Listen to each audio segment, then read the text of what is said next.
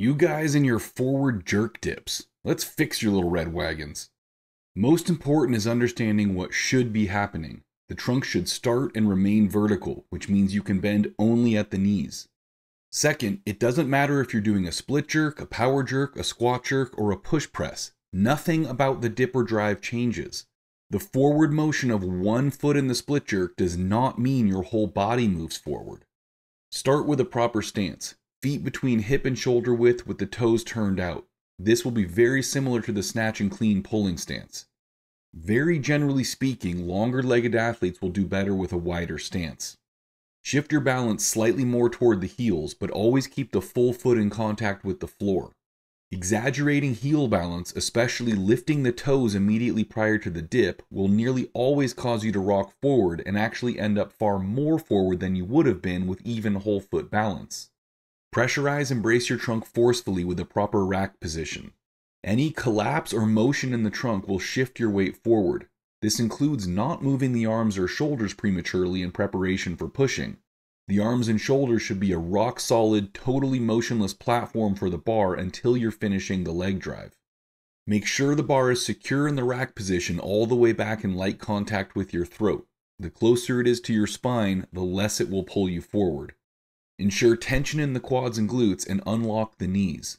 Note I did not say bend the knees, just move them out of the relaxed passive lock we normally stand in. This avoids an abrupt, uncontrolled drop before the quads gain control so you don't lose connection to the bar and get pulled forward. Move the knees out in line with the feet just as you would in a squat. Allowing them to move straight forward is weak and makes forward shifting very likely. Finally, dip to the proper depth. Dipping too deep will move you past a position in which you can reasonably expect your body to maintain control and balance. Use 10% of your height as a starting point and only adjust very slightly from that if needed. Train and strengthen this optimal dip with the following exercises.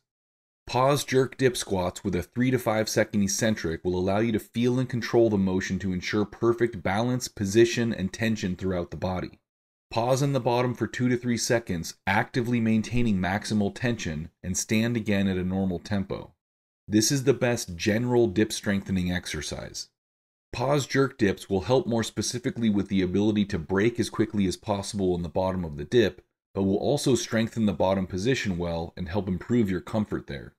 Both of these exercises can be done for sets of 3 to 5 reps and eventually at weights above your best jerk. However, like with all exercises, avoid the temptation to load them heavier just because it's possible.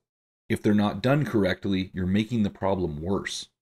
Finally, you can use a push press plus split jerk, or push press plus power jerk plus split jerk complex to help reinforce the vertical motion of the body regardless of receiving position. The goal is to make the dip and drive of all 3 exercises identical. Greg Everett with Catalyst Athletics here. Please like and share this video. If you appreciate the content, please subscribe to the channel. The more feedback I get from you guys, the more support I get from you guys, the more free content I can keep making. Thank you.